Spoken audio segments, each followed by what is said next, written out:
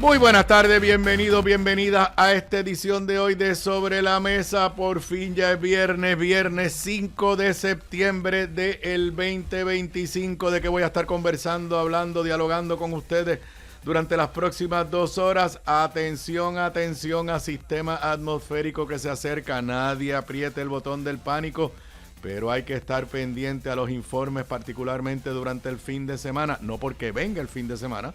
Bueno, le explico ya mismo. Evidente aumento de actividad militar en Puerto Rico. Congresistas demócratas presionarán para que Congreso fiscalice a la nueva Junta. Cuesta arriba lograr que Congreso apruebe mover a Puerto Rico del programa del PAN al SNAP. Pablo José logra que medida aprobada en la Cámara Federal por los republicanos incluya lenguaje que exhorta a atender la situación de la red eléctrica en Puerto Rico. Buenas noticias, bonito para los abuelos que ayudan a criar. También buena noticia, mejora en las pruebas de los estudiantes de grados primarios en la lectura. Senadora Rodríguez Bebe no cambia sus posturas políticas sobre violencia de género, pero la entrevista con Mili temprano en la mañana, aquí la realidad es que amerita mucho análisis. Políticas anticiencias y antivacunas de Trump y los republicanos generan preocupaciones en todo Estados Unidos y aquí en Puerto Rico. Mala señal económica para Estados Unidos y para Trump. No son positivos los últimos números de empleo. No sé si van a votar a alguien más allá en el gobierno federal, porque cuando hay números que no le gusta, Trump lo que hace es que mata al mensajero. Y hoy es viernes, edición, y va a estar aquí en persona, Deportes Zona 5 con Federico López. Esos son los temas que vamos a estar discutiendo con ustedes en la tarde de hoy en Sobre la Mesa, que comienza ahora. Un líder cuya voz conecta historia y actualidad. Su visión clara y experiencia única dan luz a los temas que moldean nuestra nación. Aníbal Acevedo Vilá está en Radio Isla 1320. Esto es Sobre la Mesa. Muy buenas tardes, bienvenidos, bienvenidas a esta edición. Para los que me estén escuchando o me estén viendo en vivo, son exactamente las 4 en punto de la tarde de hoy, viernes 5 de septiembre del 2025. Aquí estoy en vivo desde el estudio ATH Móvil Powered by Evertech, en vivo a través de toda la cadena de Radio Isla 1320, a través de todo Puerto Rico, pero también en vivo gracias a la magia del internet en radioisla.tv, a través de la aplicación móvil de Radio Isla. Ahí hay versión de audio, versión de vídeo con audio, a través del canal de YouTube de esta emisora, de la página de Facebook de Radio Isla, también en vivo a través de la página de Facebook de este servidor, facebook.com/Acevedo Vilá.net. Y te recuerdo que esta edición y todas las ediciones de Sobre la Mesa se retransmiten a las 10 de la noche por el canal 85 de Liberty Cable TV. Esta mañana estuve conversando sobre mi nuevo libro en primera fila. Estuve conversando en la estación Colega Magic con los periodistas Denis Pérez y Rafael Lenín López. Agradezco la oportunidad que me dieron. Fue un diálogo muy, muy interesante. Está disponible en YouTube, y también les adelanto desde ya que no me voy a quedar hasta el final del programa, porque de aquí salgo. Por eso me puse la chaqueta, porque voy para televisión. Voy a estar dialogándolo sobre el libro con Alexandra Lúgaro en su programa en el canal 11 en Tele 11. Bueno, ayer jueves, tuvimos la sección nueva que estamos teniendo todos los jueves, Perspectiva de Salud, con el licenciado Salvador Rovira y el auspicio de Credemtia. La realidad es que tuvimos una conversación muy interesante. Aquellos que lo quieran buscar, vayan a mi página de YouTube, a mi canal de YouTube, a mi página de Facebook, y busquen la edición de ayer. Pero ya todo el mundo está empezando a hablar y la gente empieza a mandar los mapas que salen a través del internet de este sistema atmosférico que viene por ahí. Cuando uno mira los dibujitos estos que nos dan, las proyecciones, el cono de incertidumbre, como usted le llame, pues no se ve bien. No se ve bien en el sentido de que parecería que nos va a pasar por encima. Por otro lado, tampoco se ha organizado. lo que he leído hasta ahora, y no me crean a mí, busquen la información obviamente de los meteorólogos, es que el sistema como que se fortaleció, después se debilitó. Un poco lo que nos están diciendo es: prepárense porque puede que algo llegue la semana que viene. Parece que sería más o menos para la fecha de la presentación de mi libro, eso lo veremos. Pero a la misma vez tampoco se preocupen ni aprieten el botón del pánico, todavía no es ni onda tropical. Así que simplemente atentos. Creo que los informes de oficiales durante el fin de semana, que tendemos a desconectarnos, pues los informes nos dirán si se fortalece, si se organiza, si tiene una ruta más precisa. Todo eso yo creo que de aquí al domingo se tendrá una información más clara, así que usted simplemente esté en alerta ante el fenómeno atmosférico que viene por ahí. Lo que sí creo es que vamos a tener lluvia, pero más allá de eso, pues tampoco es para apretar el botón del pánico, pero mucho, mucho cuidado. Bueno, llevamos desde que Arthur Garfield, el secretario de Seguridad Pública, le dio aquella entrevista a un canal de televisión cristiano de derecha, donde básicamente él, Arthur Garfield, secretario del Departamento de Seguridad Pública de Jennifer González, hizo disponible y le abrió las puertas para que se reactivara Roosevelt Road, para que se reactivara Raimi, para que empezaran a bombardear en Vieques otra vez. De allá para acá, ese ha sido uno, si no el tema principal que ha estado dominando la discusión pública. Esta mañana, tempranito, creo que donde primero lo escuché en medios de Puerto Rico fue precisamente aquí en Radio Isla con Mili Méndez. Tempranito nos enteramos por medio de los Estados Unidos. A mí me había llegado por medio de unos amigos, vamos a admitirlo, un amigo bien trompista, que me mandó un video del noticiero temprano en la mañana de Fox News, pero nos enteramos. Tengo aquí el clipping de la página web de Radio Isla 1320. Estados Unidos anuncia el despliegue de 10 aviones de combate F-35 a Puerto Rico para combatir el narcotráfico en el Caribe.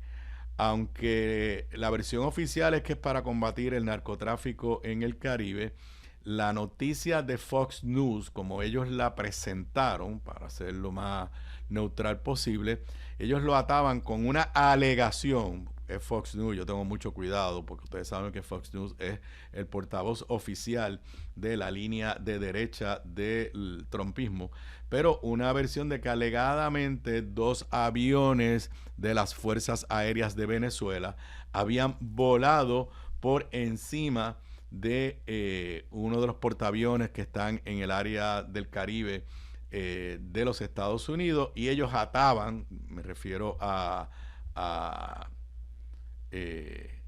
Fox News, ataban eso a esa incidente, si le podemos llamar. Así que esa es la versión oficial. La versión oficial es que se han activado que llegan a Puerto Rico en estos días. No estoy claro, leo aquí de la nota de Radio Isla. Medios internacionales han reportado que presuntamente el Departamento de Defensa ordenó el despliegue de 10 aviones de combate F-35 hacia Puerto Rico para concretar operaciones contra los carteles de droga en el Caribe en momentos en los que se mantiene una alta tensión con el gobierno de Nicolás Maduro. Fuentes como Fox News, que fue donde yo lo vi porque me lo enviaron, yo no veo Fox News, The Spectator Index han descrito la situación reportada en horas de la noche del jueves. Sin embargo, esta es la nota de Radio Isla, el Departamento de Defensa no ha hecho ninguna comunicación oficial, pero hasta esta hora que les estoy hablando, a las 4:06, no lo han desmentido. Yo tengo que decir que Fox News tiene acceso a información de la administración, así que tengo que partir de la premisa que la información es correcta, y a eso hay que añadirle una noticia que trascendió durante la tarde de hoy, que se vieron ejercicios de las fuerzas militares de los Estados Unidos en el balneario de Arroyo. Hay múltiples videos corriendo por ahí, así que ese tipo de, aunque lo he dicho antes, Puerto Rico ha mantenido prácticas militares limitadas, pero los ha mantenido a través de los años, inclusive luego de la salida del cierre de Roosevelt Road y la salida de la Marina de Vieques. No recuerdo en tiempos recientes una actividad tan intensa y con tanta publicidad, alguna de esa publicidad provocada por las propias fuerzas militares de los Estados Unidos. Dicho eso, eso no quiere decir que se ha tomado una determinación de reabrir o establecer bases militares en Puerto Rico más allá de lo que existe de Fort Buchanan. Me parece que estará por verse si esto es algo coyuntural que tiene que ver con la tensión que está ocurriendo en el Caribe y con Venezuela. Y si es así, pues una vez esos operativos terminen, probablemente cesará cualquier tipo de actividad, o si estamos viendo a un cambio de política pública de los Estados Unidos hacia cómo utilizar desde el punto de vista militar a Puerto Rico. Vuelvo y repito, yo no creo que haya habido una determinación de un cambio en términos de la relación de las Fuerzas Armadas con Puerto Rico, no lo creo, pero no lo podría descartar. Lo que yo creo que sí, esto es parte de toda una estrategia del bully que está en la Casa Blanca, Donald Trump, quien, para que sepan, ayer por orden ejecutiva le cambió el nombre al Departamento de Defensa para que se vuelva a llamar como se llamó montones de años atrás, Departamento de Guerra. En lugar de defensa, guerra. Y eso es síntoma o eso es un reflejo de la mentalidad de Donald Trump, quien quiere básicamente decir: yo gobierno con las fuerzas militares al lado mío. Y cosas que antes se hacían por las fuerzas civiles de los Estados Unidos, incluyendo la interceptación de barcos con narcotráfico o de narcotraficantes en áreas internacionales, todo eso se hacía con operaciones civiles de los Estados Unidos, civiles, y Donald Trump todo. Lo mismo la ocupación de Los Ángeles con la Guardia Nacional, la ocupación de Washington, D.C., hablando de llevar las fuerzas militares a Baltimore, a Chicago. Lo último que habló fue de New Orleans. Y esto es simple y sencillamente una estrategia de proyectar a Donald Trump, número uno, como el líder de las fuerzas militares, lo que constitucionalmente lo es, pero como el primer presidente que comienza a usar el ejército, las fuerzas militares, de una forma mucho más agresiva y no contra los enemigos que históricamente se ha reconocido que es para lo que están las Fuerzas Armadas. Se lo dije ayer, se lo repito, yo creo que esto es simple y sencillamente un anticipo para cuando, si algún día los americanos se tiran a la calle para protestar contra Donald Trump, ya al haber establecido el precedente de que no hay nada malo en tener fuerzas militares en la calle, reprimiendo movimientos de propios ciudadanos norteamericanos. Dicho eso, quiero hacer una reflexión sobre las reacciones aquí en Puerto Rico. Porque noto particularmente de algunos partidarios del PNP o de la estadidad y de algunos partidarios del Partido Popular, y tengo que decir en este punto, no de su presidente, como que pretenden equiparar que ser proamericano es equivalente a ser promilitarización y proguerra. Y viceversa, que si usted no está de acuerdo con la militarización y con el happy trigger de abrir rápidamente frentes de guerra, quiere decir que usted es antiamericano. Nada más lejos de la realidad de la sociedad norteamericana. Si algo fue eminentemente proamericano, era la protesta contra la guerra de Vietnam. Y esa ha sido parte Donald Trump pretende cambiar todo eso, pero parte de las libertades que se reconocen bajo la Constitución americana y la cultura política de los Estados Unidos, Donald Trump lo está tratando de cambiar.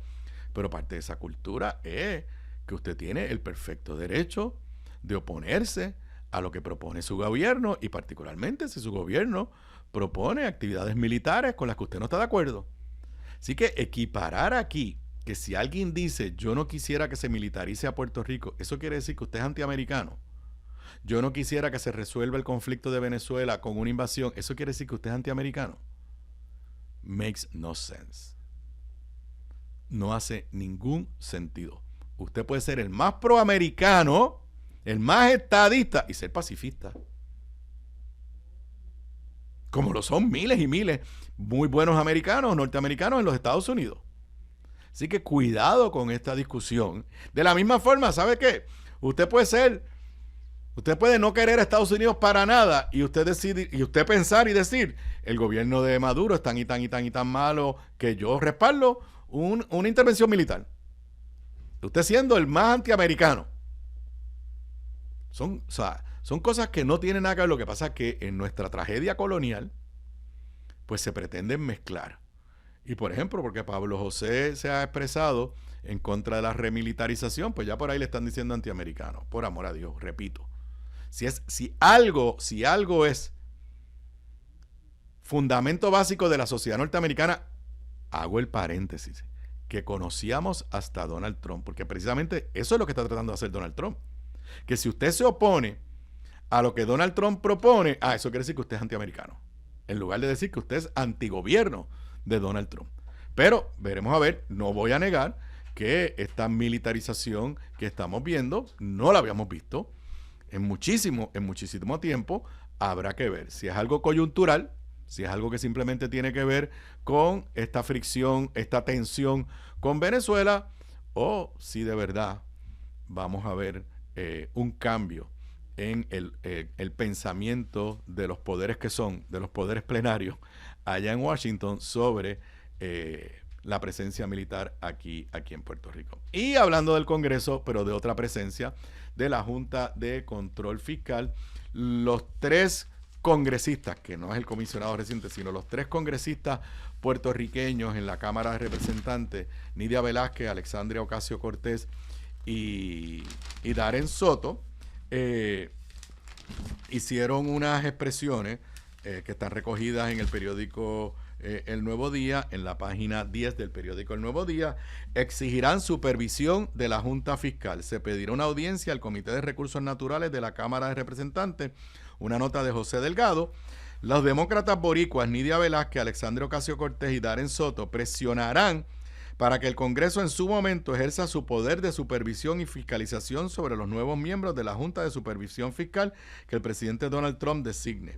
En entrevistas independientes, o sea, separadas, Nidia y Darren indicaron que reclamarán a la mayoría republicana que los próximos miembros del ente comparezcan ante esa comisión que tiene jurisdicción sobre Puerto Rico. Dijo Darren Soto, habrá audiencias de supervisión. Como dije ayer, a 5 semanas después del despido, no hay nombramiento, ya se fue esta semana. Podría haber nombramiento o después de las 6 de la tarde hoy viernes, podrían mandar un email nombrando a alguien que nos entramos durante el fin de semana, pero ya van 5 semanas, no ha habido acción de la Casa Blanca y como les recordé ayer, el líder demócrata en la Cámara, Hakeem Jeffries, ha dicho que nadie se ha comunicado con él de parte de la Casa Blanca para consultarle sobre el miembro que él tiene el derecho bajo la ley promesa a hacerle recomendaciones a el presidente. Aplaudo las iniciativas de los 3 congresistas, pero tengo que ser bien honesto. Desde que se creó Promesa, la supervisión, fiscalización del Congreso sobre la Junta de Control Fiscal ha sido mínima, con las honrosas excepciones de Nidia Velázquez, de Alexandria Ocasio-Cortez, de Richie Torres, de algunos otros miembros del Congreso, uno que otro senador que durante estos años de tiempo en tiempo mandaban cartas a la Junta, exigían información. Parte del defecto de Promesa, de la ley como se escribió y como se aprobó, es que no hay ningún ente que tenga de verdad un poder de hacerle contrapeso a la Junta de Control Fiscal. Lo único que podría hacer el Congreso es lo que están pidiendo, citar a vistas públicas, preguntarle, pero ni eso han hecho con la vehemencia que debieron hacerlo. Y aunque aplaudo la iniciativa de Nidia, de AOC y de Darren Soto, es un Congreso republicano. Donald Trump va a nombrar por lo menos a 5 personas, a 4 personas de las 6 que están vacantes que le van a responder a la agenda de él y a la agenda de los republicanos. Así que, es más, si hacen vista, pues sí, los demócratas harán un intento de fiscalizar. Pero si hacen vista en el Congreso, los republicanos lo que van a hacer es aplaudir y defender lo que estos nuevos miembros de la Junta de Control Fiscal hagan, porque esa es la agenda. Tristemente, desde que se aprobó promesa, no ha habido una adecuada fiscalización institucional por parte del Congreso. Ha habido fiscalización individual de congresistas, repito, como Nidia Velázquez y otros congresistas, pero no una acción concertada de verdad, examinar, fiscalizar, darle seguimiento a lo que hacen en el Congreso. Y también hablando del Congreso, el periódico El Vocero hoy nos tiene una de sus historias de algo que pues yo había dicho aquí anteriormente, no creo que tenemos por ahí el clipping, que es que lograr en este nuevo Congreso, en este Congreso republicano, lograr que se aumente, se mueva a Puerto Rico del programa del PAN que tenemos ahora al programa de SNAP, que conllevaría una asignación mayor para alimentos en Puerto Rico, pero también conllevaría unos nuevos requisitos desde el punto de vista de búsqueda de trabajo y de trabajo, que lograr eso cuando lo que hay son ambientes de cambio, de recorte en los Estados Unidos, es extremadamente difícil. Página 20 del periódico El Vocero: recortes al SNAP complican las aspiraciones de Puerto Rico. O sea, mientras nosotros quisiéramos que nos aumentaran, lo que está pasando allá es que a los 50 estados y otras jurisdicciones que no son estados que tienen SNAP, le están recortando. By the way, lo mismo va a pasar cuando llegue el tema de salud. La información que a mí me está llegando, lo corroboré con los invitados que tuve ayer en la sección de salud, la semana pasada con Jaime Pla, en privado lo he hablado con conocedores de este tema. Los recortes al sector de salud en Estados Unidos, que van a empezar a partir del 1 de octubre, van a ser brutales.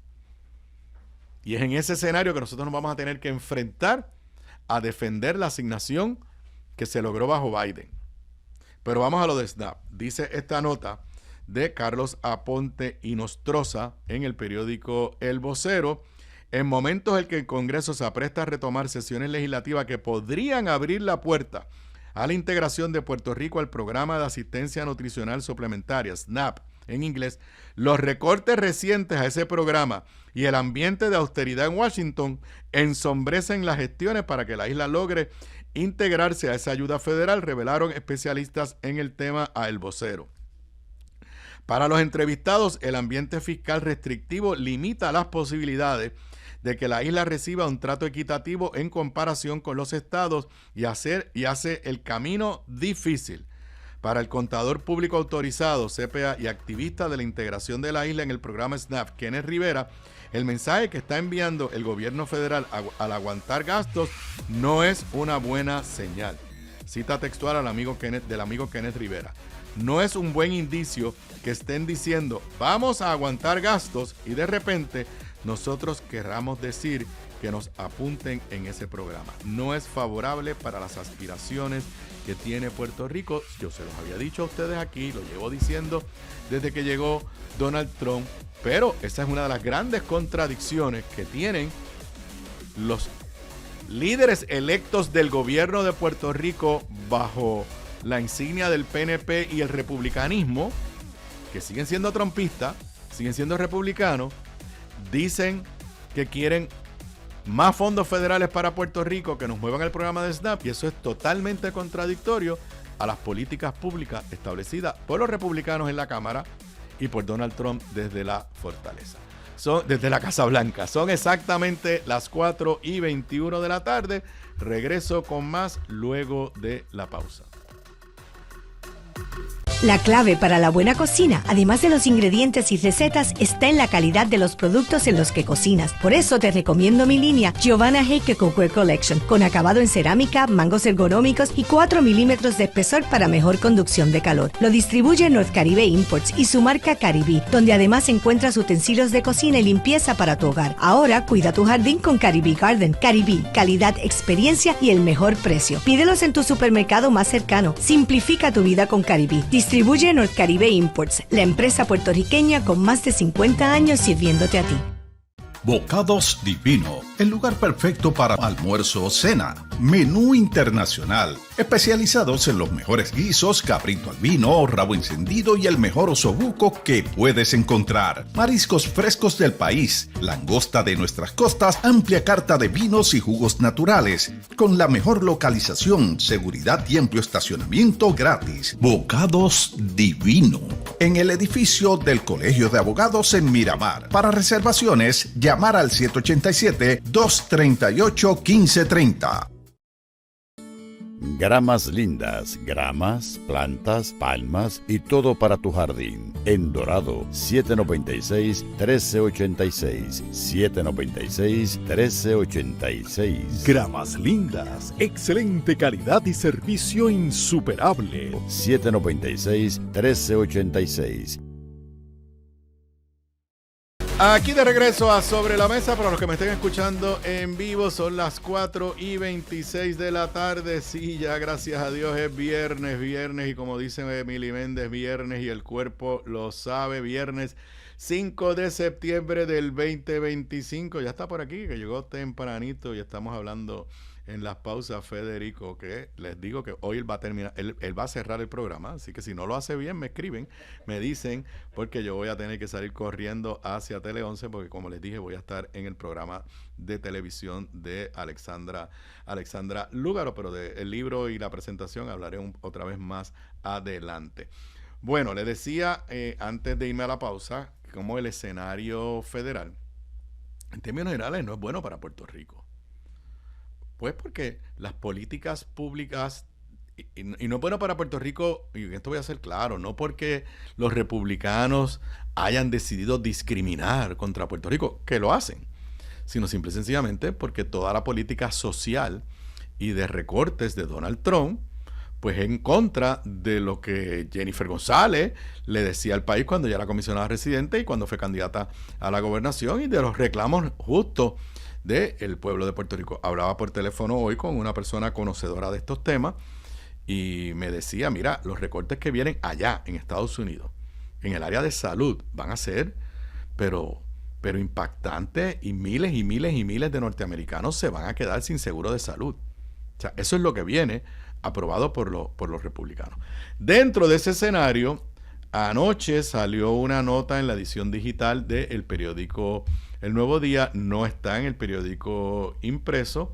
No sé si va a estar mañana en el periódico impreso, pero me parece que vale la pena destacarla. Tiene el titular, si la tienes por ahí: Cámara baja aprueba proyecto de asignaciones que exhorta a atender la red eléctrica de Puerto Rico. Conociendo a Washington como lo conozco, me impresionó anoche que un proyecto de ley que ya fue aprobado por el floor de la Cámara, o sea, ya fue aprobado, incluyera un lenguaje específico para Puerto Rico. Por lo que les dije, porque el lograr atención de los republicanos a los temas de Puerto Rico, cuando ellos lo que están es la de recortar y recortar, no es fácil. Bueno, pues se la tengo que dar a Pablo José. Dice la nota del periódico El Nuevo Día: la Cámara de Representantes aprobó este jueves el proyecto de asignación de energía y agua que incluye el lenguaje en favor de la mejora de la red eléctrica puertorriqueña y dar prioridad a proyectos de infraestructura de agua del Cuerpo de Ingenieros de Estados Unidos, del Cuerpo de Ingenieros en Puerto Rico. Las referencias a Puerto Rico fueron incorporadas por enmiendas del comisionado residente en Washington, Pablo José Hernández. Sigo leyendo de la nota del Nuevo Día y después le voy a explicar por qué esto para mí demuestra una efectividad, una alta efectividad de Pablo José. Según un comunicado del comisionado, una de las enmiendas asegura fondos federales a través de la Oficina de Electricidad del Departamento de Energía para apoyar la resiliencia y confiabilidad de la red, avanzando la transición hacia un sistema energético más estable, sostenible, moderno para las comunidades puertorriqueñas. La otra enmienda pide prioridad para proyectos de infraestructura de agua en Puerto Rico, al parecer por medio de $35 millones previamente autorizados al cuerpo de ingenieros. Entonces aquí es que está lo interesante. Esta medida fue aprobada ya en el floor con ese lenguaje que es una enmienda de Pablo José. 214 a 213. Con todos los demócratas votándole en contra. Y se aprueba con los votos de los republicanos. Y eso es lo que me llama la atención. Que Pablo José logra introducir una enmienda con un lenguaje favorable a Puerto Rico que le es aceptada por los republicanos. Cuando yo empecé a leer la historia, yo dije, bueno, pues será este uno de los raros proyectos que tendremos en este Congreso bipartita, porque como les he dicho, para los republicanos y para Donald Trump, los demócratas no existen. Así que es interesante que dentro de eso, Pablo haya logrado este lenguaje. Tampoco sabemos si va a sobrevivir en el Senado. Acuérdense que esto tiene que ir Cámara y después Senado. Dice la nota, aunque no puedo apoyar el proyecto en su totalidad, celebro la inclusión de mis enmiendas en la legislación base. Puerto Rico ha enfrentado interrupciones en el servicio de agua tan severas que el gobierno tuvo que declarar un estado de emergencia y activar la Guardia Nacional. Las familias y los comercios no pueden prosperar sin acceso confiable al agua y la electricidad. Estas enmiendas tratan sobre equidad, resiliencia y justicia para Puerto Rico. Así que enhorabuena, yo que estuve allí. Primero que nada, no es fácil lograr una enmienda sobre Puerto Rico en los proyectos presupuestarios. No digo que es imposible, no es fácil. Normalmente, si tú eres demócrata, lo logras porque te montas en las propuestas que hagan los demócratas. Y si eres republicano, pues te montas en las propuestas que hagan los republicanos. Pero en un proyecto que recibió cero apoyo de los demócratas. ¿Por qué? Porque tiene recortes, lo que les decía. La medida tiene un 3% de recorte al presupuesto del Departamento de Energía en todos los Estados Unidos. Y esa es una de las razones, presumo, por la cual los demócratas se están oponiendo. Pero demuestra, a mi entender, una alta eficiencia de parte del comisionado residente en un ambiente que podríamos pensar que por él ser demócrata iba a ser un ambiente hostil, logra una asignación favorable para Puerto Rico. Y hoy tengo un par de noticias positivas, porque aquí no todo puede ser malas noticias. Esto rompió ayer, yo no lo toqué en el programa de ayer porque no tenía tiempo. Además, no había tenido tiempo de entender de lo que se trata. En Puerto Rico son muchos los abuelos o abuelas que si no full time, part-time, están ayudando a criar a sus nietos. O los están criando totalmente. O sea, las historias de fulanito y menganito que son criados por su abuelo o su abuela. O que pues los padres necesitan ayuda. O sea, no necesariamente quiere decir que sean malos padres. Económicamente necesitan ayuda, por el tiempo necesitan ayuda, están trabajando y los dineros no le dan. Y ayer se anunció una especie de bono. No estoy claro cuánto tiempo va a durar. Pero, como dice por ahí, del lobo un pelo, leo de la nota en el periódico Primera Hora, anuncian chavitos para abuelos y adultos mayores. Los vales de $100 y $200 son para comida y reembolsos para compra de materiales escolares o pago de tutoría de los nietos que crían. Nota de Frances Rosario en Primera Hora de hoy. Los adultos mayores que viven solos o aquellos que cuidan de sus nietos pueden solicitar una ayuda económica disponible en la oficina de la Procuradora de Personas de Edad Avanzada, informó la titular Yolanda Varela.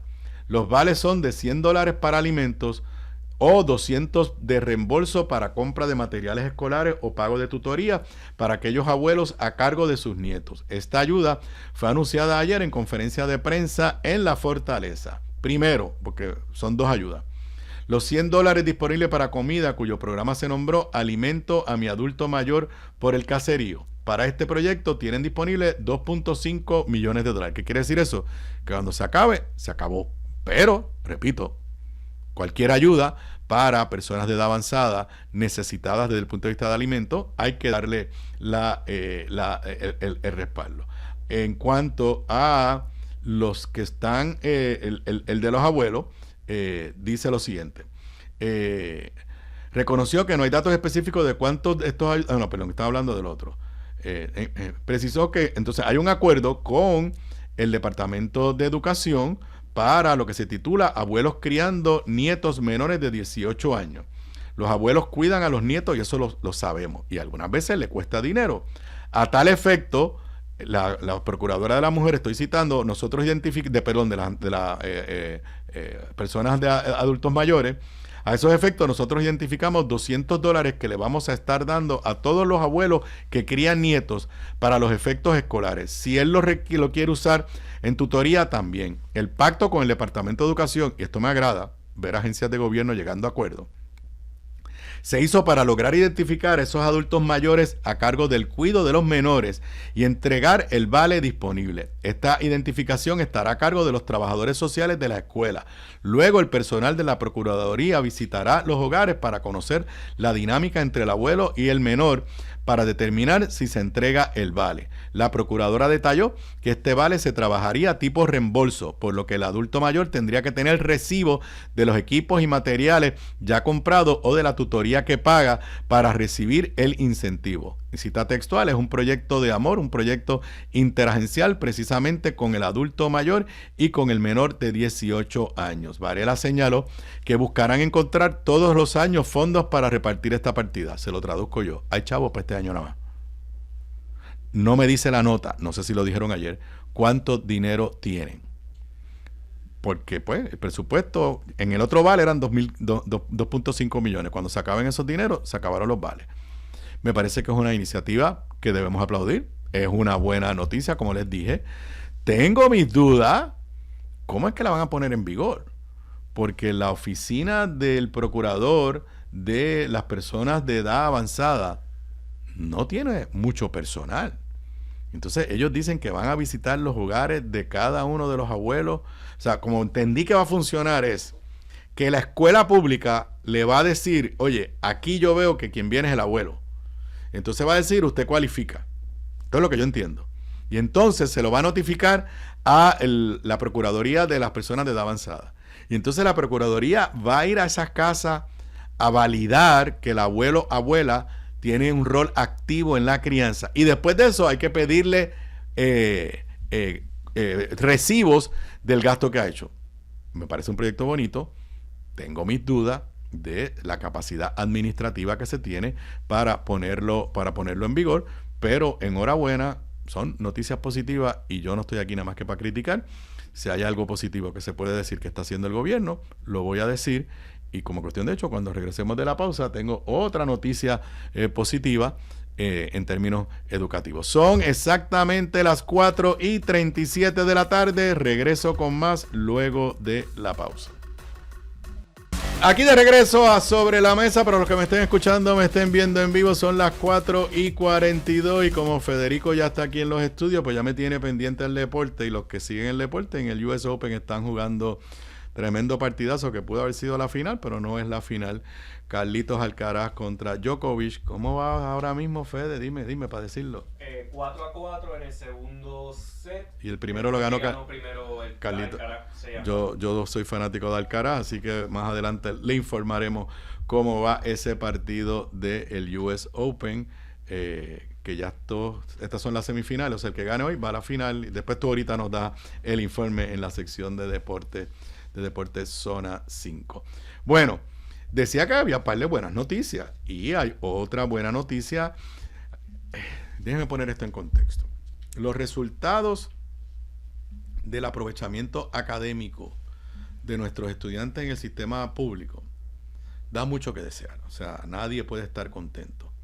Recientemente, cuando se dieron los resultados de las pruebas puertorriqueñas, o como sea que se llamen ahora, yo no sé ni cómo se llamen, pues evidenciaba una mejoría.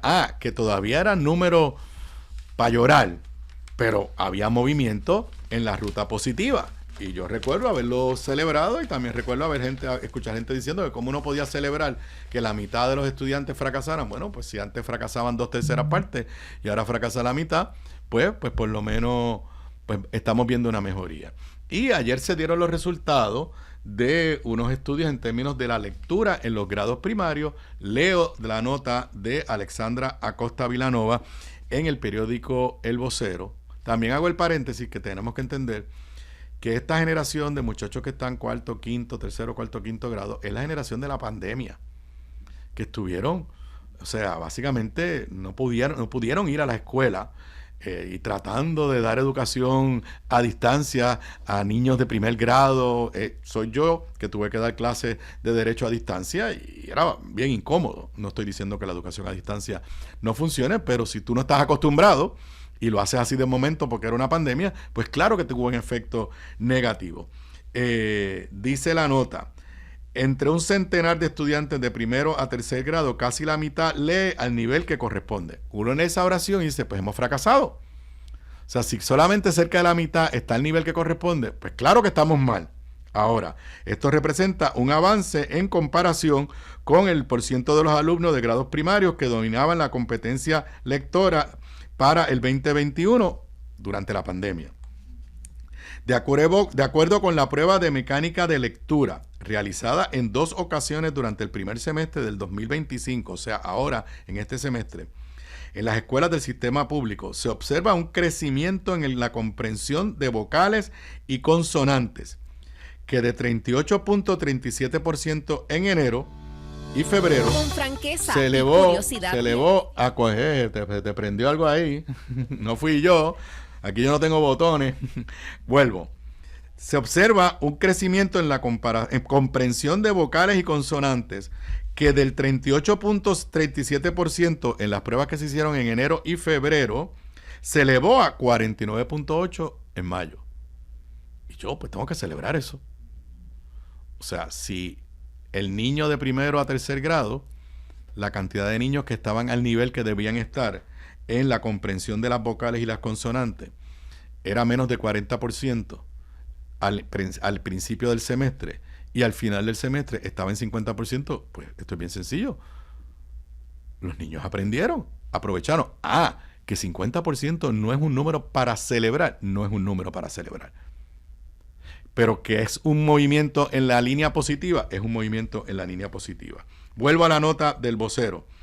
En el caso de las sílabas, en el inicio del semestre, en enero, el promedio representaba el 46.58% y el aprendizaje en mayo se elevó a 58.29%.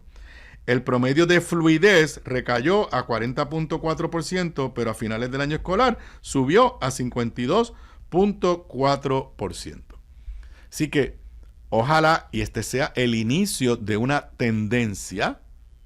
Ojalá y sea el inicio de una tendencia. Sigo leyendo la nota.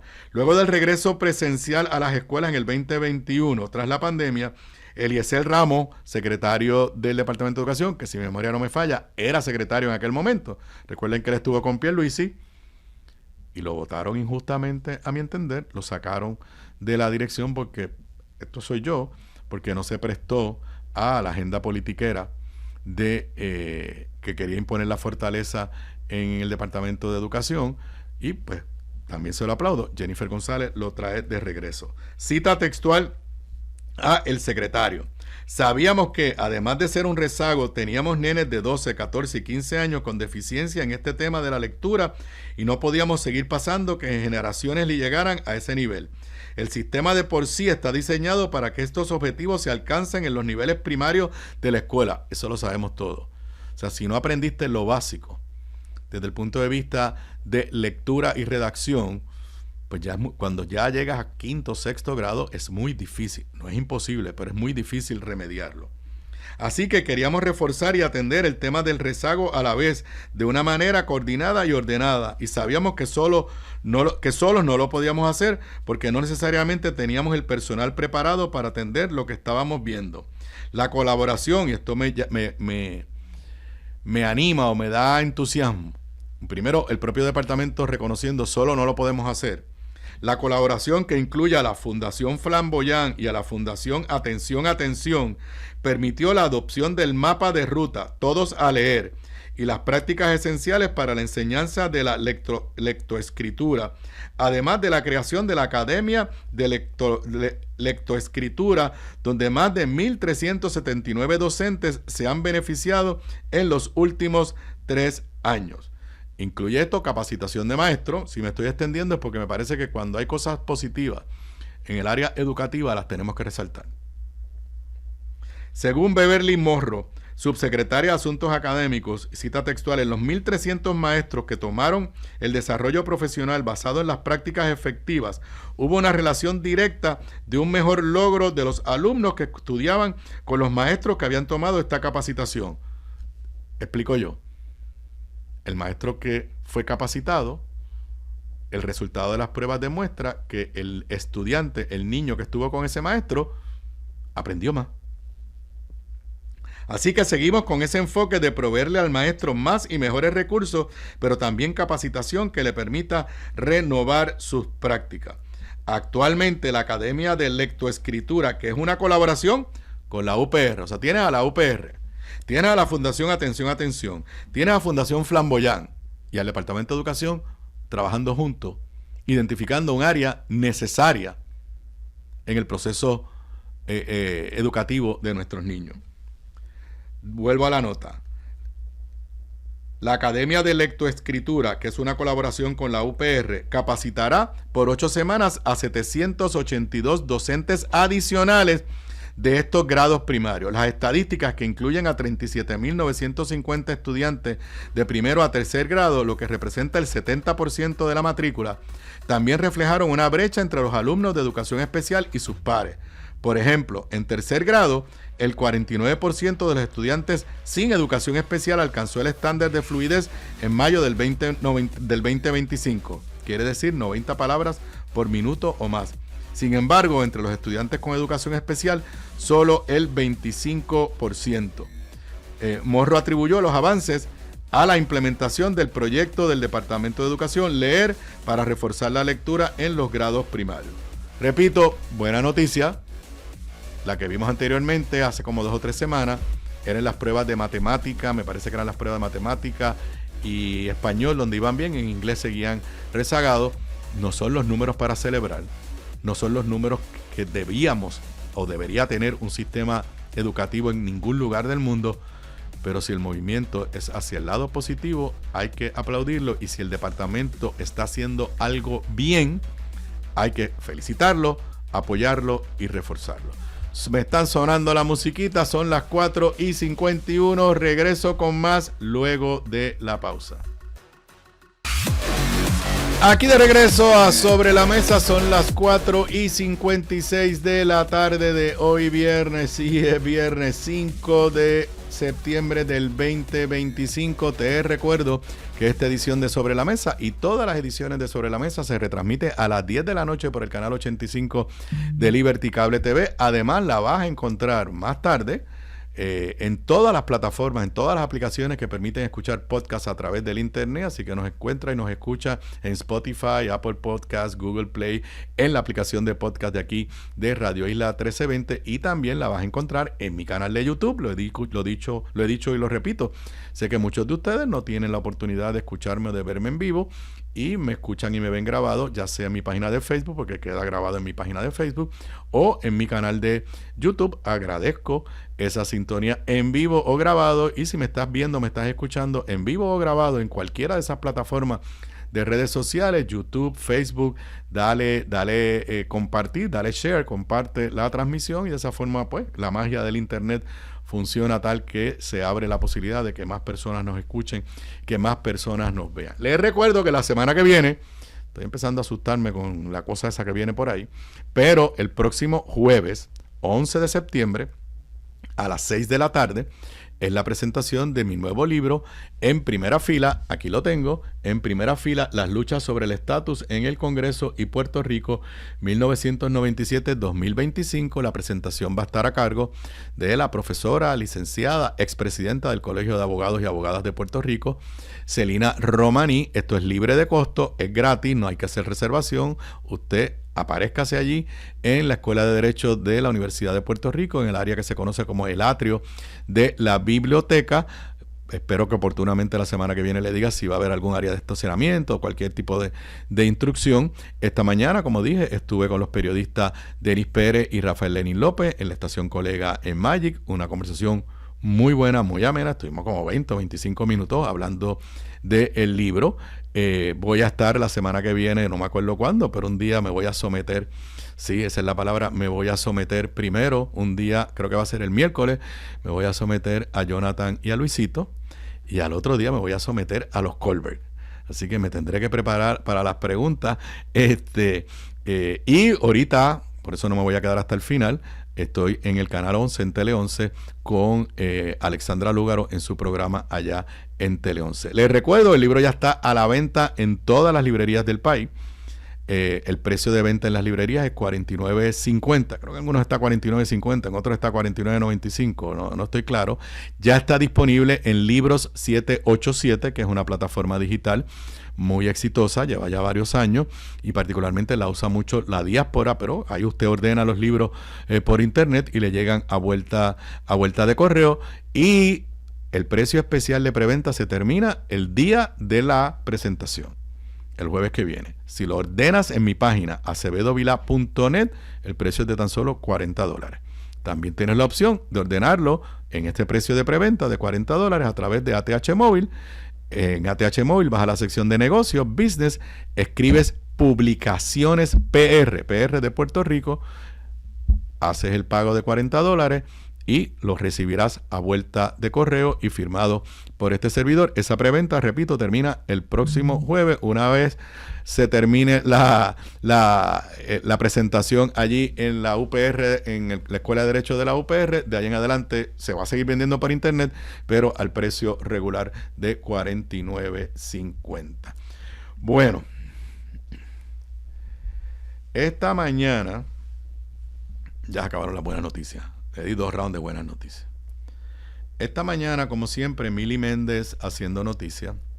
Mili Méndez tuvo en su programa temprano en la mañana, en Pegados en la Mañana, a la senadora Joan Rodríguez Bebe. Primero estuvieron hablando sobre el proyecto de ley que presentó la senadora ayer y que Tomás Rivera Chatz, con un lenguaje irrespetuoso, porque no hay otra forma de decirlo, lo liquidó con uno de sus buenas tardes Puerto Rico. Me parece que en esa parte sustantiva el proyecto de ella es para, por un año, mover los dineros del barrilito para que se depositen en el fondo de retiro de los policías, que es una legislación que se aprobó por el gobierno del PNP y que de verdad no tiene los fondos lo suficientes. O sea, la aprobaron y le hicieron creer a los policías que todo está resuelto y no está resuelto.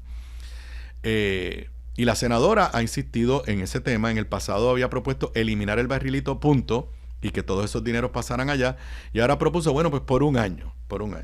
Tomás Rivera Chatz, y he escuchado discusiones hoy aquí en diferentes medios, dijo que los dineros del barrilito salían para SER y otras instituciones. Mire, eso no es de verdad, eso no es así. Por ejemplo, SER de Puerto Rico recibe una asignación directa del presupuesto de donativos legislativos, no del barrilito. Que uno que otro legislador, y yo lo dudo que sean muchos, quiere usar su barrilito para darle a SER de Puerto Rico, está permitido. Pero yo les aseguro a ustedes, y invito a la prensa a que haga un examen, que la inmensa mayoría, si no el 100% de los dineros que recibe SER del gobierno, son asignaciones directas del presupuesto, ya sea del presupuesto general o del presupuesto de donativos legislativos, no del barrilito. No del barrilito. El barrilito es lo que los legisladores, cada uno de ellos asigna en un esquema que yo estoy convencido que es inconstitucional, que la Contralora de Puerto Rico ha dicho que es inconstitucional, que se está investigando por corrupción, pero que los legisladores no le meten mano, a pesar de que si lo examinas a la luz de una decisión del Tribunal Supremo de 1991, si mi memoria no me falla, el esquema que legislaron en la legislatura del PNP es igual de inconstitucional que el Tribunal Supremo declaró inconstitucional en aquel momento. Pero luego de que, y lo que estoy diciendo es que el número uno, que el planteamiento de la senadora Joan Rodríguez Bebe, que por un lado está tratando de buscarle dineros a la policía de Puerto Rico, y ella tiene razón cuando dice que cuando dijo esta mañana que cuando Tomás Rivera Chatz dice en su Buenas Tardes de ayer que están buscando otras alternativas, Tomás Rivera Chatz está admitiendo que lo que legislaron no ha resuelto el problema. No ha resuelto el problema. Ahora, se lo dije ayer, senadora, siga cogidita de mano con Tomás Rivera Chatz. él dice que complaciéndola con la agenda ultraconservadora de su partido, que básicamente lo que está haciendo es absorbiendo a Proyecto Dignidad, para que vea cuando lleguen los momentos cómo Tomás Rivera Chatz la va a tratar a usted y a cualquier líder de Proyecto Dignidad. La senadora también se reafirmó en que sigue siendo senadora y portavoz de Proyecto Dignidad y no dio a entender que se va a retirar o va a abandonar ese partido, como aparentemente había un rumor. Pero al final, Mili Méndez, con mucha elegancia, con mucha firmeza, no le trajo las preguntas de la querella de ella, porque sabíamos que eso es lo que va a contestar, es sobre esa no vaya a hablar. Pero Mili la puso a hablar del problema de violencia de género en Puerto Rico. Y la senadora, en esa entrevista con Mili Méndez, en una nota que levanta Primera Hora, se reafirma en que para ella la violencia machista es igual que cualquier otro tipo de violencia. Dice la nota de Metro, que es de la entrevista que hizo Mili Méndez: Rodríguez Bebe, ante violencia de género en el país, no nos podemos quedar en el discurso del machismo. Yo escuché la entrevista completa.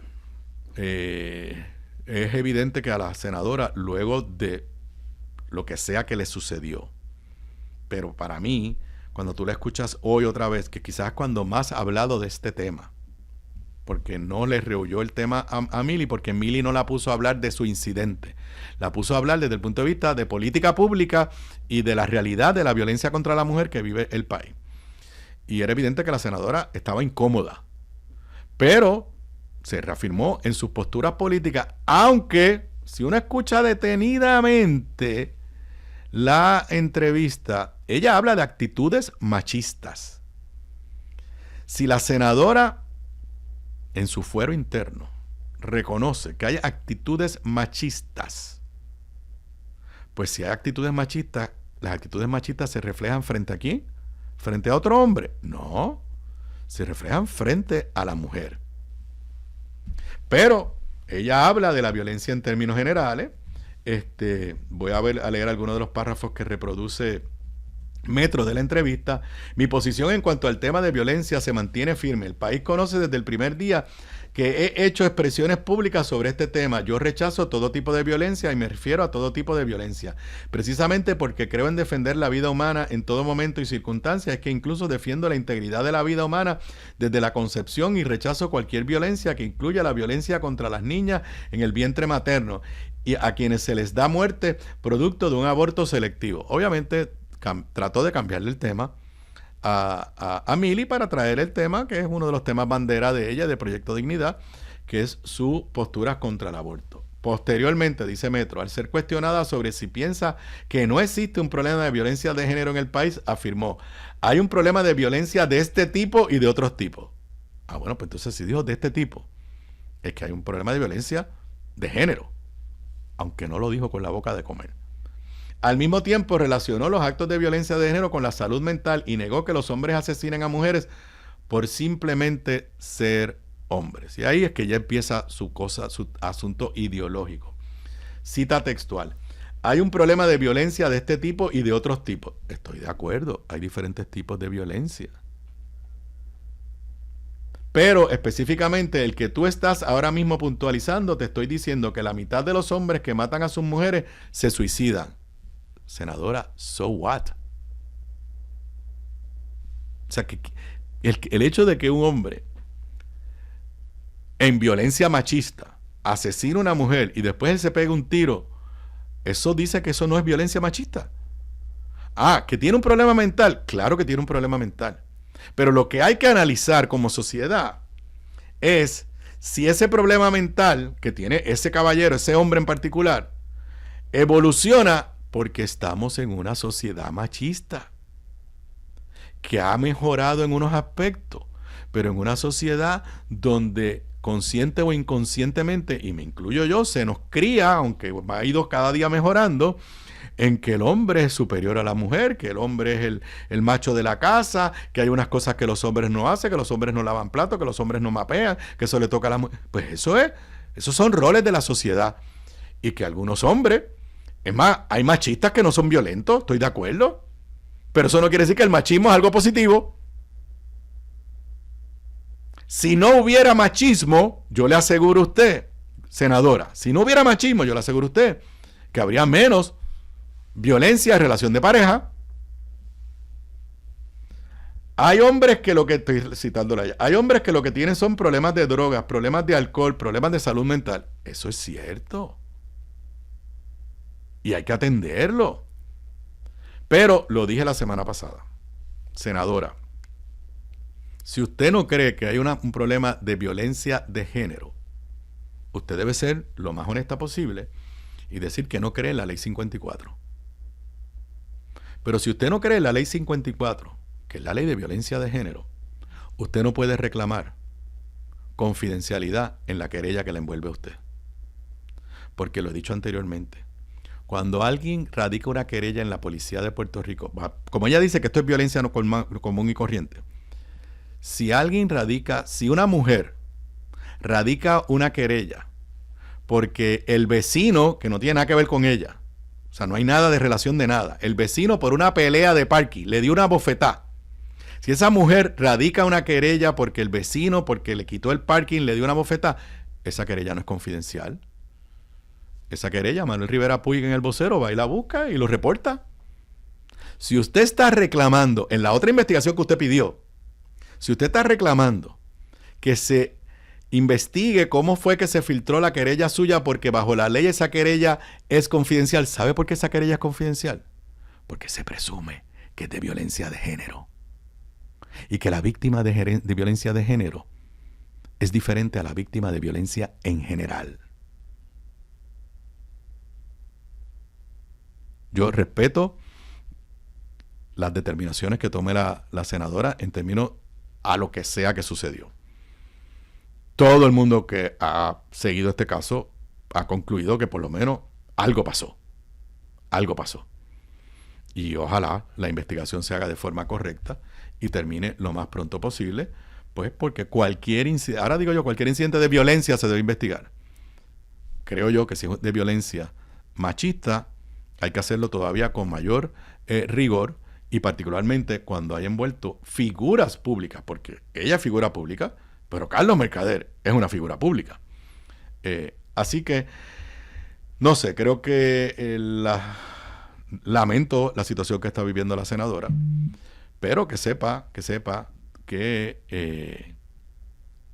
es figura pública. Y sus experiencias personales, en la medida que coinciden o tienen que ver con un asunto de política pública en términos generales, pues va a ser escudriñada sus palabras de una forma diferente a que si usted no fuera senadora y simple y sencillamente era una mujer sin reconocimiento público, alegadamente víctima de violencia en una relación de pareja.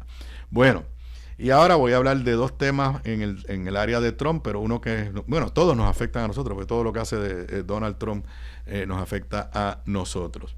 Hoy hay una nota en el periódico El Nuevo Día donde se cita a el secretario del Departamento de Salud de Puerto Rico, preocupado por lo que está pasando en Estados Unidos. Aquí en Puerto Rico, yo no sé desde cuándo, pero por lo menos desde que cuando yo fui a la escuela, ya las vacunas eran obligatorias. Y hay enfermedades que atacaban a nuestros bisabuelos y que uno escucha las historias de eran tantos hermanos, pero se murió uno a los 2 años, otro a los 3 años porque le dio tal cosa y le dio tal cosa. Y ya esas historias no se escuchan. Porque uno de los grandes avances de la ciencia y la medicina fueron los antibióticos y las vacunas. Pero en Estados Unidos se ha ido desarrollando un movimiento antivacuna que primero era como de unos grupos pequeños, aislados, pero de momento se ha convertido en la política pública del secretario de Salud de los Estados Unidos, Robert Kennedy Jr. Ayer hubo una vista en el Congreso durísima para el Senado, para el secretario Kennedy Jr. El secretario Kennedy Jr. desmanteló lo que se conoce como el CDC, el centro de, ¿cómo es que se llama? Center for Dios mío, Disease Control, el CDC, a lo Trump, como hizo Trump con la Junta de Control Fiscal, eliminó todo un board, toda una junta que había precisamente para los temas de las vacunas. Y ahora, el que quiere ser más trumpista que Trump, el amigo de la gobernadora Jennifer González, el gobernador DeSantis de Florida, va a eliminar el requisito de vacunación compulsoria en el estado de Florida para los niños. Y el secretario de Salud de Puerto Rico, con mucha razón, leo, cautela ante el fin de vacunación compulsoria. Jefe de Salud afirma que debido a los altos niveles de inmunización en la isla, es improbable que surjan brotes locales. Eso es cierto. Pero debido a la gran movilidad social que tenemos, de puertorriqueños que van para Florida y puertorriqueños de Florida que regresan, esto es un riesgo. Una nota de Manuel Guillama Capella. El secretario de Salud, Víctor Ramos, reconoció ayer que el gobierno puertorriqueño deberá prestar atención al desarrollo de previsibles brotes de enfermedades contagiosas en el estado de Florida, donde el miércoles el gobernador DeSantis anunció el inicio de un plan para eliminar gradualmente los mandatos de vacunación infantil. Cita textual al secretario Ramos. Tenemos mucha interacción con Florida y con políticas políticas promovidas por DeSantis podría bajar los niveles de vacunación en Florida. Habría que estar pendientes a que haya brotes, aunque mientras nuestros niveles de vacunación pediátrica estén altos como ahora, debería ser menos probable, aunque nada es imposible, que haya brotes de sarampión u otra enfermedad. Habían enfermedades que habían desaparecido en Estados Unidos y ahora están regresando los brotes. O sea, esto es todo un retroceso, porque hay una actitud y una política anticiencia. ¿No creen en el cambio climático? ¿No creen en las vacunas? Dice, vuelvo y cito al secretario, podría llegar casos importados, pero que haya un brote asociado a infección local sería menos probable. Para el titular de salud, el sarampión es la condición de transmisible que genera mayor preocupación ante una potencial baja sustancial en las tasas de vacunación, puntualizando que por su elevada capacidad de contagio se requiere un nivel de inmunidad superior al 90% para asegurar la prevención de brotes. Eso yo no lo sabía. O sea, para que estemos como comunidad, que tengamos la tranquilidad de que no va a haber brotes, se necesita una inmunización de sarampión de más de 90%. Yo presumo que en Puerto Rico históricamente hemos estado casi en el 100%. Aquí no ha habido movimientos antivacunas. Luego con la vacuna del COVID empezaron unas cosas. Pero esto es lo que está prevaleciendo en el pensamiento republicano y en el pensamiento trumpista en los Estados Unidos. Ramos Otero no se aventuró a anticipar si en caso de un brote el gobierno de Puerto Rico tendría la facultad de poner en práctica medidas dirigidas a regular el flujo de personas provenientes de la Florida. Le digo desde ya que no. No. El libre flujo dentro de los Estados Unidos, eso es un asunto que ningún estado puede negarse a recibir ciudadanos de otro estado. Que tú establezcas unas normas de entrada en los aeropuertos, I don't know, extremadamente complicado si tú lo que vas a hacer es target un estado en específico. Pero más allá de la preocupación aquí en Puerto Rico, tenemos que empezar a preocuparnos hacia dónde va Estados Unidos. O sea, que el secretario de Salud escogido por Donald Trump, confirmado por el Senado de los republicanos, sea una persona que no cree en las vacunas, que repito, es de los adelantos en la ciencia, en la medicina, más importantes y revolucionarios, los antibióticos y las vacunas.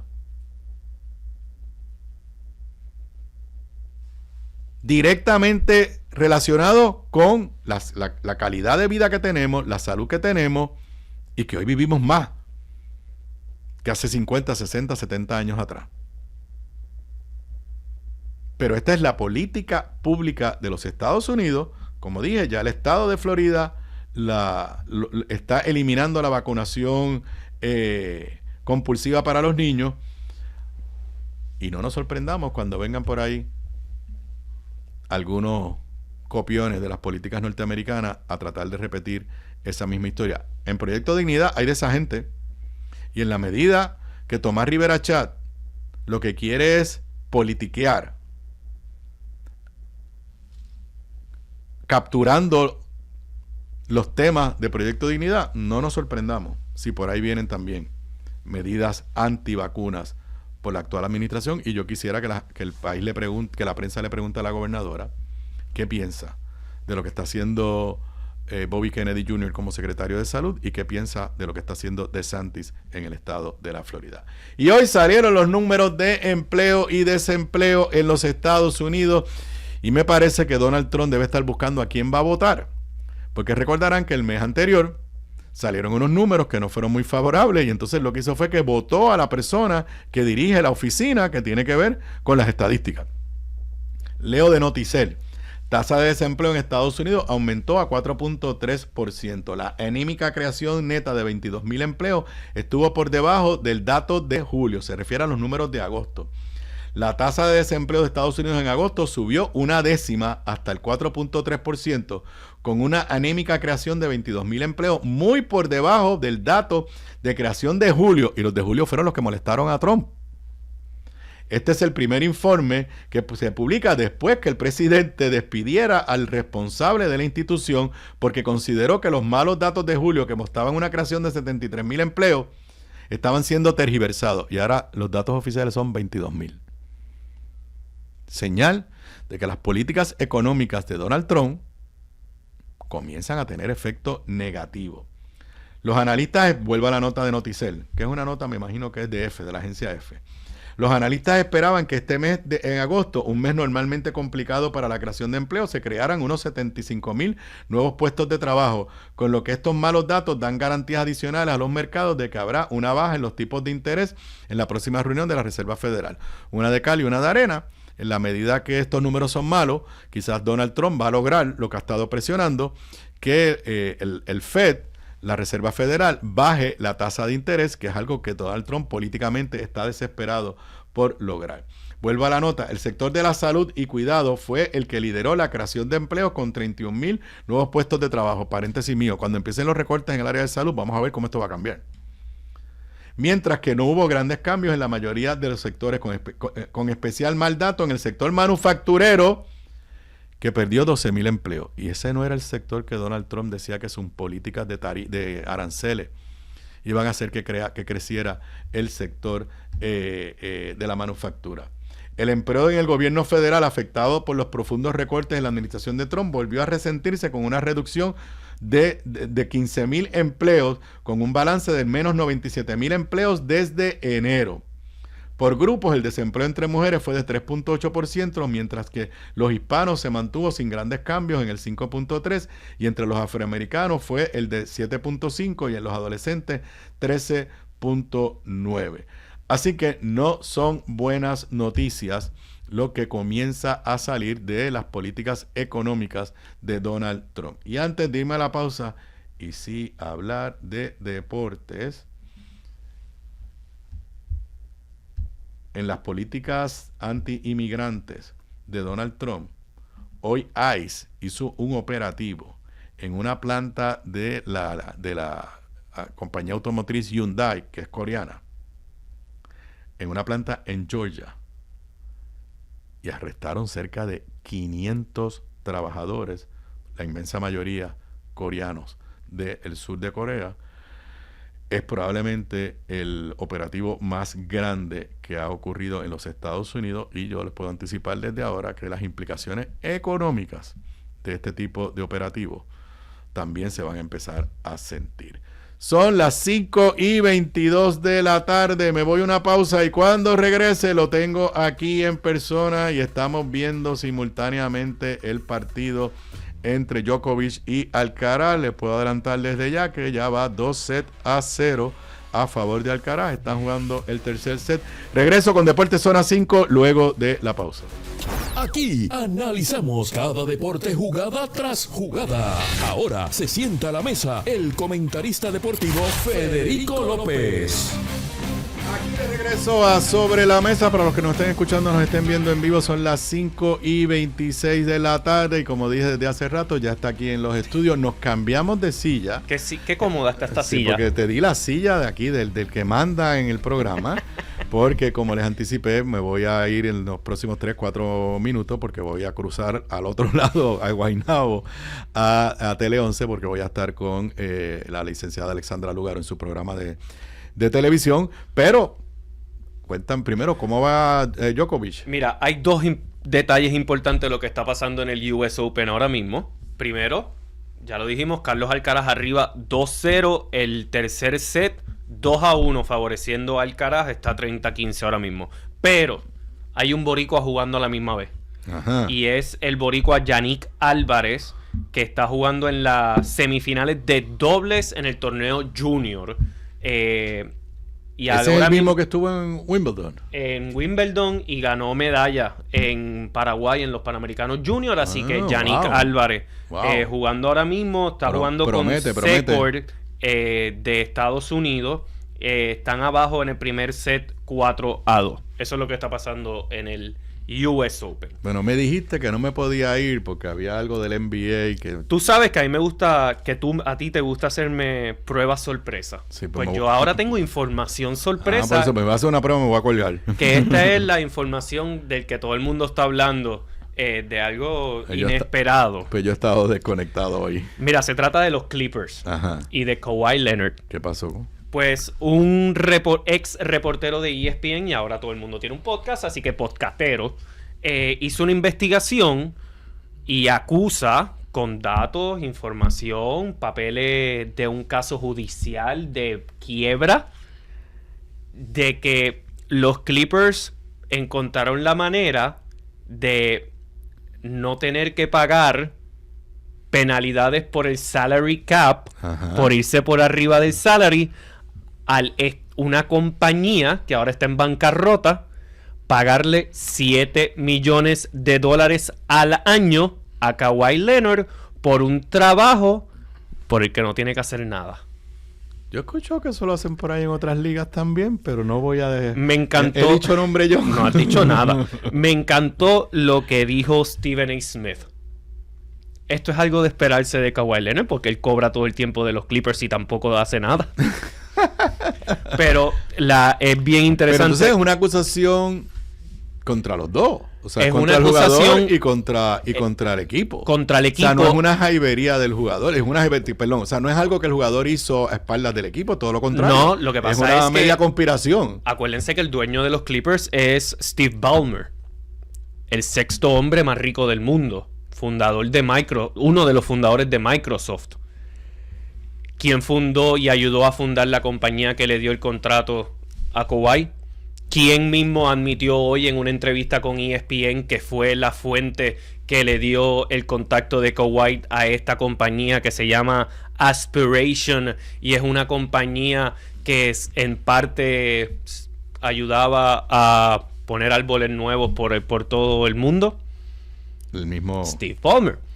Pero entonces la compañía se fue a la quiebra. La compañía se fue a la quiebra y de Son morones, repente... porque entonces son morones. Porque si vas a hacer una operación como esa, asegúrate Sí. que... Y porque una vez te entonces... vas a la quiebra, ahí todo está ante el juez de quiebra. Y entonces todo es ahí público. es que surge de repente en los papeles uno de las compañías que está desfavorecida Sí. es la compañía de Kawhi Leonard. No recuerdo el wording ahora porque mismo. está reclamando que le paguen.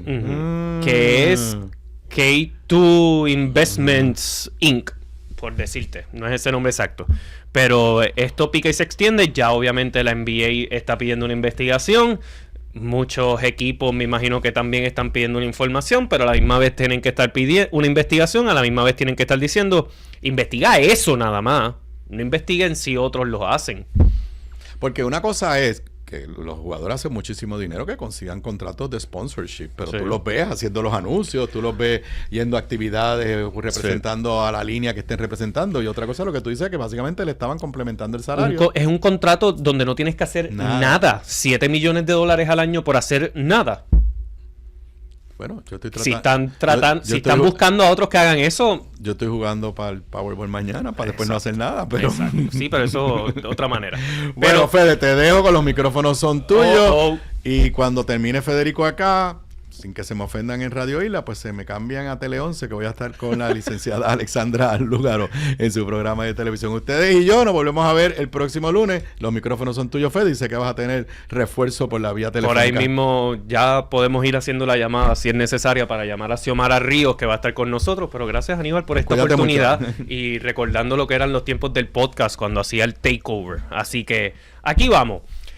Actualmente, vamos a darle un update entonces a lo que está pasando en el US Open. Al momento domina Carlos Alcaraz 3-1 en ese tercer set frente a Djokovic.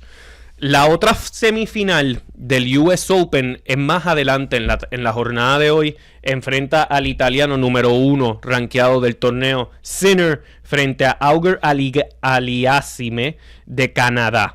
Eso será más adelante, justo después de este partido entre Djokovic y Alcaraz. Bueno, me hacen la señal, el control siempre está listo, me dicen que Xiomara Ríos está conmigo ya por aquí por Radio Isla en Sobre la Mesa y en Deportes Zona 5. Saludos, Xiomi.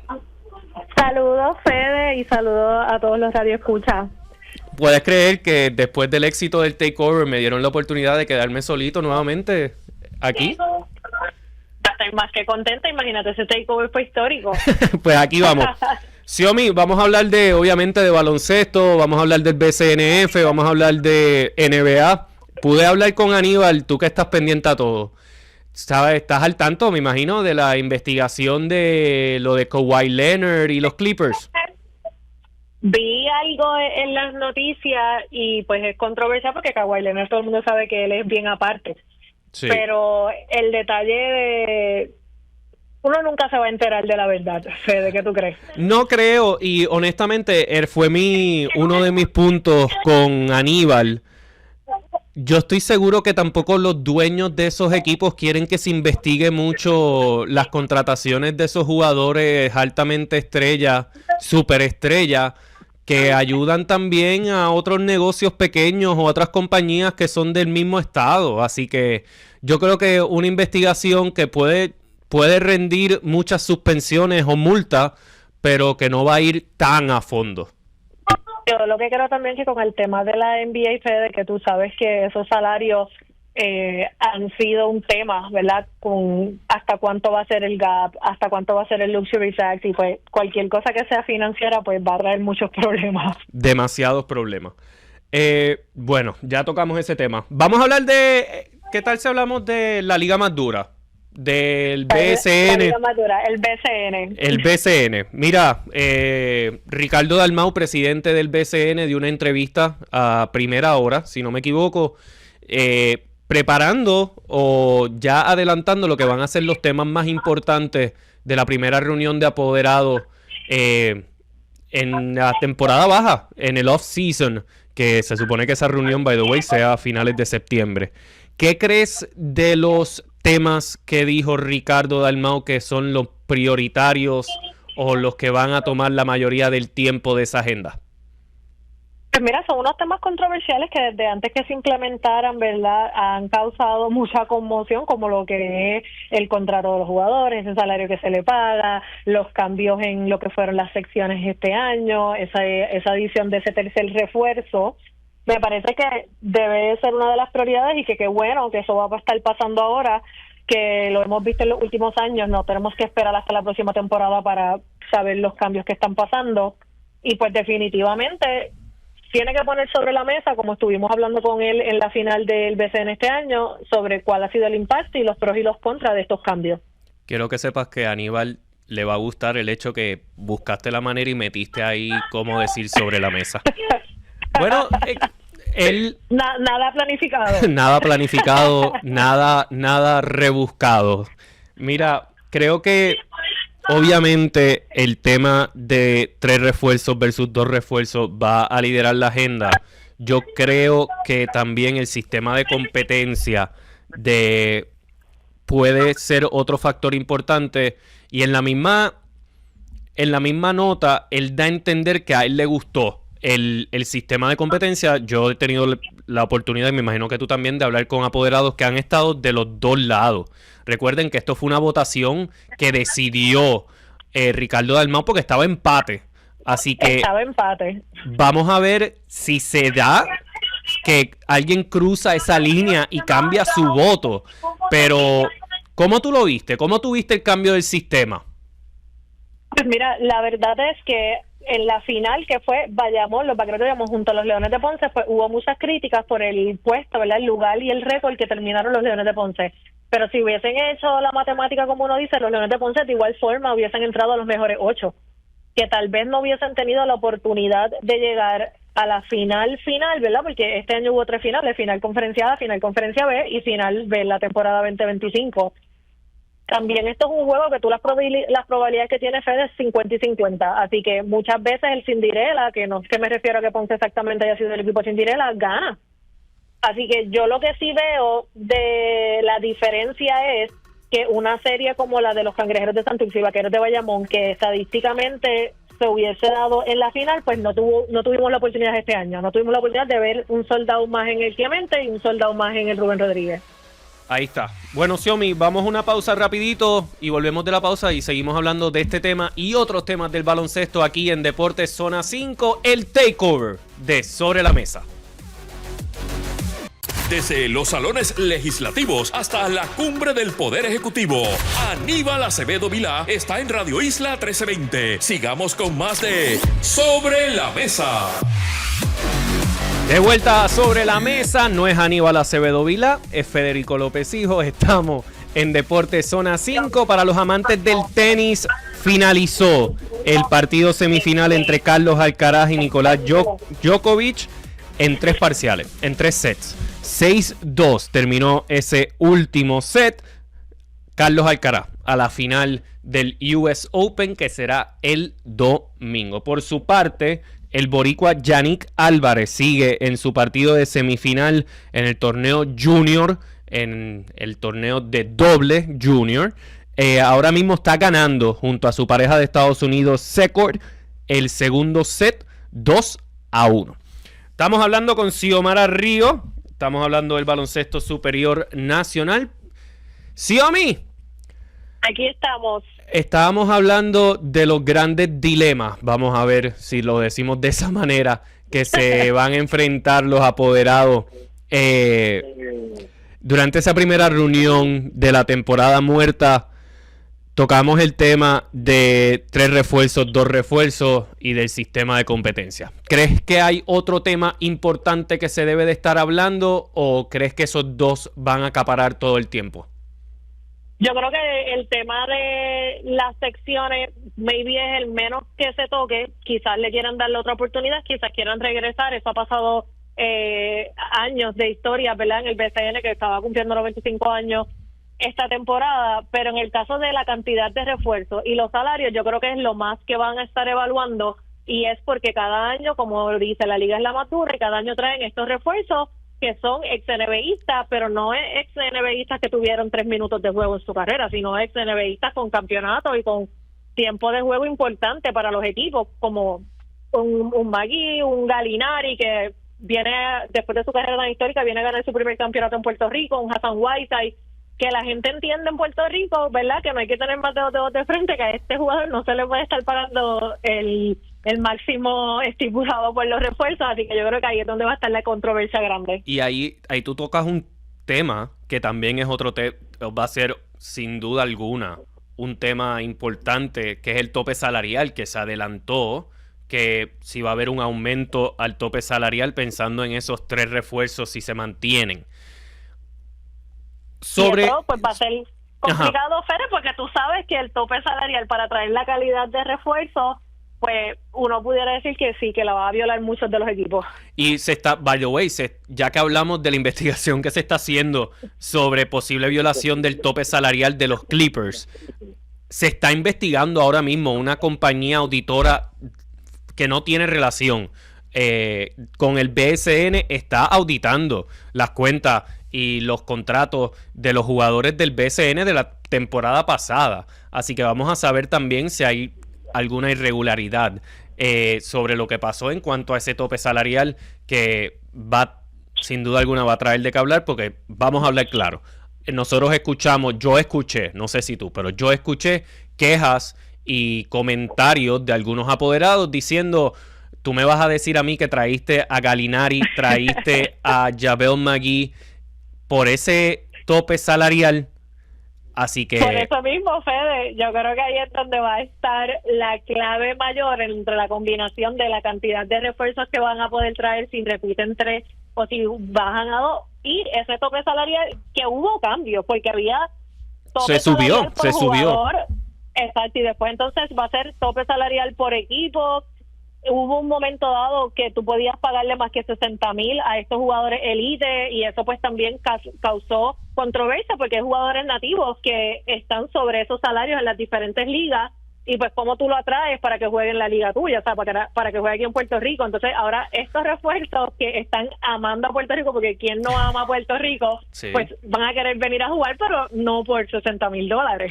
No, y fue un tema, tú lo mencionaste, se subió el tope salarial con la inclusión de un nuevo refuerzo, hay que ver si se sube nuevamente, pero eso es lo que nos promete el baloncesto superior nacional, que no para, damas y caballeros, ni aunque no haya temporada. Vamos al BCNF, Xiomi. ¿Qué está pasando en el baloncesto superior nacional femenino? Las campeonas defensoras, después de caer en su segundo partido, de repente, buena racha y solitas en la cima de la tabla de posiciones. Buena racha, las campeonas defensoras son las Cangrejeras de Santurce, que le ganaron a la que estaba también en la número 1, en la posición número 1, que son las Pollitas de Isabela, que tienen un historial grandísimo también en lo que es el BCNF. ¿Qué te puedo decir, Fede? Esto acaba de comenzar, apenas 2 semanas y media más o menos, empezó el 23 de agosto, y lo que estamos viendo es una calidad de jugadoras nativas espectacular, empezando por una Daisali Salamán, que estuvo unos años fuera, 2 temporadas de receso, regresó, fue MVP de la final del campeonato en el 2024. Estamos hablando que también tienen 3 refuerzos los equipos como Carolina, Santurce, Juana Díaz ahora acaba de traer una ex WNBA que es nada más y nada menos que la hermana de JaVale McGee, y ayer en su debut 25 puntos y me parece que más de 10 rebotes si no me equivoco. Pero lo importante es el nivel y la calidad de lo que estamos viendo y también el apoyo de la fanaticada, Fede. Estuve trabajando en ese juego de inauguración, Santurce contra Carolina, y el Clemente estaba lleno para lo que es la audiencia regular del BCNF. Sin duda. Y oye, si hay algo que ha sido constante durante los últimos años, es que nuestras 12 guerreras, nuestras 12 magníficas, han dado el todo.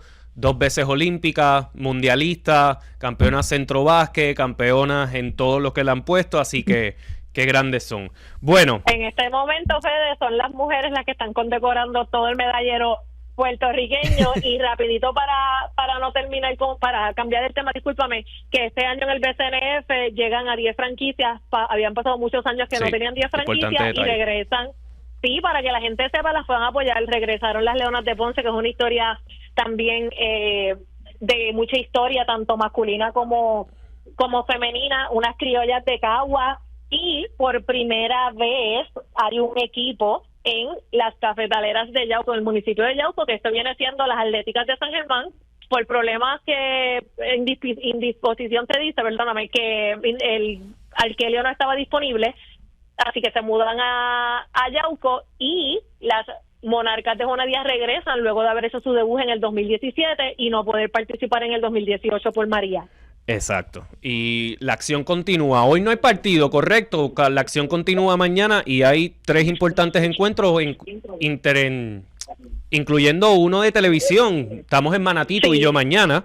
Estamos en Manatí mañana y rapidito te confirmo aquí que entiendo que es Moca en Manatí. Exactamente, que es el partido que vamos a estar trabajando, y la Atenienses de Manatí también. Es que sí, no puedo coger el tema del BCN con poco tiempo, Fede. Tengo que decir que las Atenienses de Manatí están rompiéndola también con una dirección por mujeres, Michelle González, olímpica. Tenemos a Melanie Ocasio, que está como gerente general. Son más las mujeres que estamos viendo actualmente en estos cargos de liderato, y es lo mejor que puede pasar porque hay que hacer una combinación y también tener mujeres dentro del deporte de la mujer. Añádele que tienes a Pamela Rosado dentro de la tenemos a cancha Gaby como capitana, así que ¿qué más se puede pedir? Ese es el partido mañana de televisión, cuando las ganaderas de Atillo visitan a las atenienses de Manatí. Además, las cafetaleras de Yauco visitan a las monarcas de Juana Díaz y las explosivas de Moca visitan a las campeonas defensoras cangrejeras de Santurce. Xiomi, ¿te ha sorprendido algún equipo en estas primeras semanas del baloncesto superior nacional femenino? Pues mira, tengo que decirte que me acaba de sorprender grandemente el impacto que tuvo la decisión que tuvieron las monarcas de Juana Díaz y el impacto. Se dieron cuenta que había que tener refuerzos y jugadoras de calidad. Sabemos el talento nativo, cómo está distribuido. Así que esto me sorprendió de manera positiva, porque lo que queremos es que esté competitiva la liga. Tal vez no en un tono tan positivo, que Manatí comenzara a 0-2, pues también fue un impacto, pero ya lograron su primera victoria y estoy segura que esto es cuestión de coger el ritmo. Tú mencionaste esas dos derrotas que sufrió Manatí al principio, pero derrotas por 4 puntitos. Exacto, derrotas pocas. Que derrotas que cambia una jugada y era victoria. Así que, literal.